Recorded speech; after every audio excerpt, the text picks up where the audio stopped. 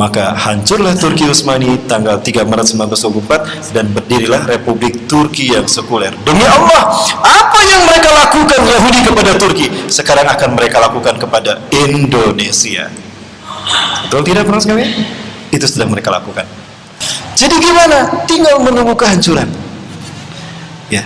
Tapi kenapa? Kok tidak bisa juga? Karena kita bersatu, para sekalian. Betul? Allahu Akbar. Ini, para sekalian, inilah perang tanpa senjata yang sedang mereka gambarkan.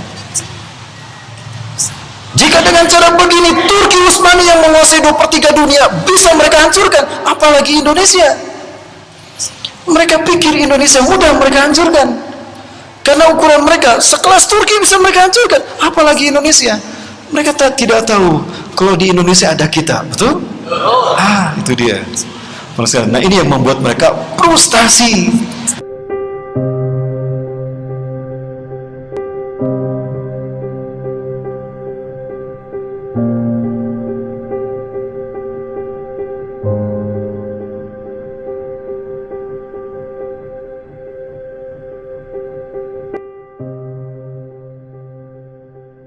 Situasi seperti ini adalah sesuatu yang memang pernah disampaikan Rasulullah SAW di dalam hadisnya yang pernah kami sampaikan di beberapa masjid ya, bahwa Rasulullah SAW menyatakan salah satu tanda kiamat telah dekat adalah munculnya para wa'ul dan binasanya para wa'ul dan munculnya para tuhuwat. Nabi Muhammad SAW bersabda, demi zat yang jiwa Muhammad ada di tangannya, tidak akan datang hari kiamat hingga binasalahnya wa'ul dan munculnya tuhuwat. Para sahabat bertanya, wahai Rasulullah, siapakah wa'ul dan tuhuwat itu? Rasulullah menjawab, wa'ul adalah para pemuka dan pemimpin umat manusia. Mereka dermawan, mereka berakhlak baik, mereka pejuang-pejuang sejati. Namun mereka tidak dikenal masyarakat karena media tidak berpihak kepada mereka. Ya. Sedangkan tuhuwat, kata Rasulullah, adalah orang-orang yang ada di bawah tapak kaki mereka. Ya, di bawah tapak kaki manusia, manusia-manusia yang buruk akidahnya, buruk rupa mereka, buruk perangai mereka. Sedangkan mereka tidak diketahui keberadaannya karena mereka berada di balik layar. Demi Allah, apa yang Rasul sabdakan ini terjadi zaman kita, para sekalian. Ya. Dr. Muhammad bin Abdurrahman Al-Arif yang memberikan komentar tentang hadis tadi. Menurut beliau, munculnya para tuhuwat yang bahasa kitanya kecebong adalah naiknya kedudukan dan tahta mereka. Sehingga ketika politik mereka pegang, maka leluasa mereka mengangkat kelompoknya, sementara musuh-musuh mereka dipersempit ruang geraknya. Ya. Berpihaknya media informasi kepada mereka serta banyaknya penambuh gendaran di sekitar mereka yang membuat tuhuwat ini naik ke permukaan. Ya. Bayangkan, sekelas Abu Janda saja paling sering ratingnya tinggi, ratingnya muncul di televisi kan? Setiap kali ada ILC yang tema-temanya bau sara, pasti dia muncul. Nah, sedangkan para wa'ul adalah orang-orang yang mulia, orang-orang yang pandai, pemberi nasihat, akan tetapi mereka tidak diketahui oleh umat. Kenapa? Karena media informasi tidak berpihak kepada mereka, hukum tidak berpihak kepada mereka, ya. Kemudian juga ekonomi tidak berpihak kepada mereka. Maka mereka bahkan dibikin tidak diketahui umat sama sekali. Para sekalian, inilah bentuk perang tanpa senjata, propaganda, para sekalian. Ya, para sekalian, dan belakangan ini sudah makin jelas bagi kita bagaimana bentuk perang pemikiran ini makin mengerucut. Bagaimana ini bisa terjadi? Ya, umat Islam bisa mengalami ini karena banyaknya kaum munafikin. Mereka mengaku Islam, tetapi mereka benci ketika Islam diamalkan. Ngakunya Islam, tetapi mereka kebakaran jenggot kalau umat Islam mendapatkan keuntungan. Ya. Demi Allah, kalau bukan karena mereka, umat Islam tidak akan pernah merasa kalah dan dipermalukan di mata dunia. Inilah para inspirator, ya, inspirator dari mereka yang melakukan upaya pendiskreditasi terhadap umat Islam, penyebar hoax, provokator ketika umat Islam akan melaksanakan perintah Allah dan Rasulnya. Ya. Dulu mereka tidak ada. Lalu bagaimana mereka bisa muncul? Itu tadi. Adanya kelompok orang yang berperan mendesain mereka sehingga mereka muncul.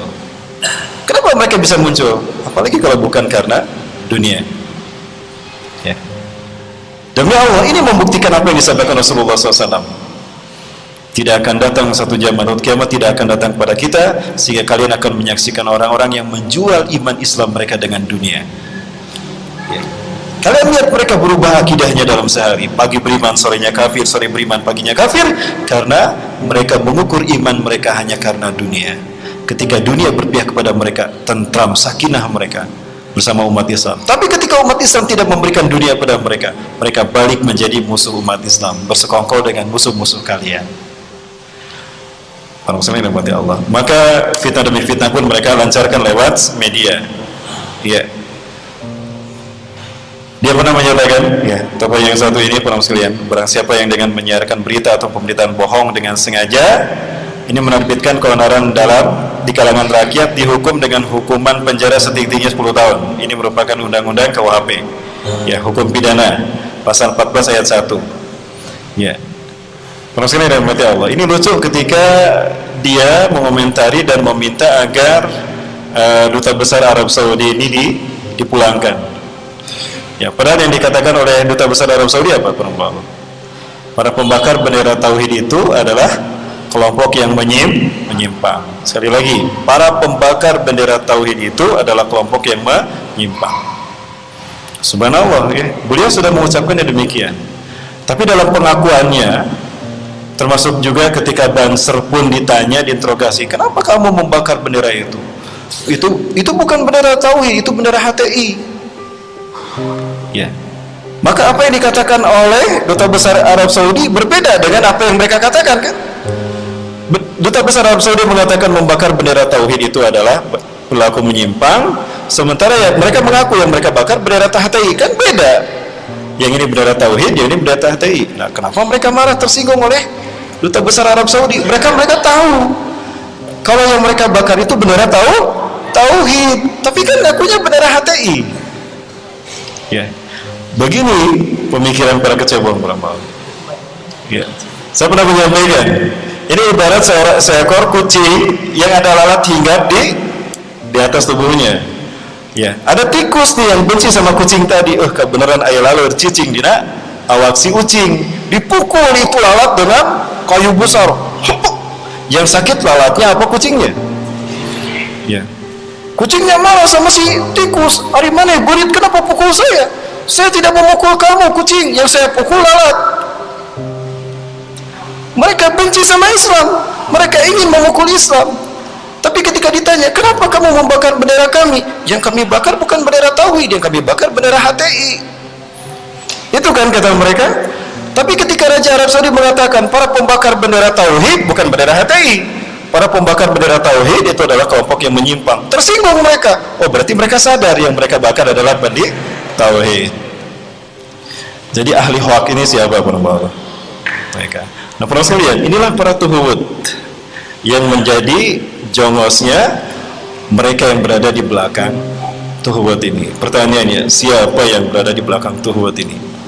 Siapa lagi kalau mereka yang membenci Islam sejak zaman para nabi dan rasul, yang sudah dengan lantang menyatakan penentangan mereka pada Allah dan Rasulnya, kalau bukan ahli kitab? Masih ingat para sekalian, bagaimana dia bisa besar seperti ini kalau bukan dibesarkan oleh Yahudi? Siapa yang membesar dia kalau bukan orang-orang Yahudi? Ya, disinilah awalnya kalimat tauhid itu dibakar. Ya. Orang Yahudi nggak pernah kehabisan ide dalam memerangi Allah dan Rasulnya. Rasul aja mereka hadapi, apalagi para ulama. Ya, maka dengan mudah para kecebong ini dibimbing. Udah, kamu lakukan ini, kamu lakukan ini, kamu lakukan ini. Ya, maka sepakat. Kira sabaraha hargana sekian triliun, terima, tanda tangan, bagi-bagi dia. Betul? Berapa triliun yang dia dapatkan? Allahu a'lam bishawab. Itu pernah ada datanya. Ya, maka kecebong pun dengan bangga melakukan pendiskreditian terhadap Islam. Perempuan yang dirahmati Allah, yang dikorbankan siapa? Orang-orang jahil di kalangan kaum muslimin. Mereka tidak tahu kalau apa yang mereka lakukan membatalkan keislaman mereka. Ya. Dan Allah membukakan aib mereka. Ya. Mereka membuat makar, Allah membuat makar. Tipu daya mereka kalah sama tipu daya Allah. Katanya mereka bela NKRI, mereka adalah pengusung etika moral di tanah air kita. Mereka lah Islam yang sesungguhnya. Ketahuan pimpinannya apa katanya? Membawa istri moral. Itu kan aibnya Allah bukakan.